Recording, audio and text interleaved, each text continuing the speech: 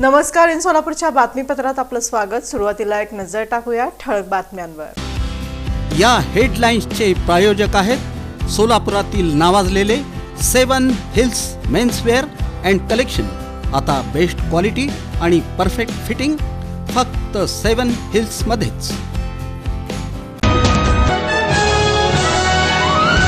सोलापूरचे पालकमंत्री म्हणून जयकुमार गोरे यांची नियुक्ती. राज्यातील विविध जिल्ह्यातील पालकमंत्र्यांच्या नावांची घोषणा.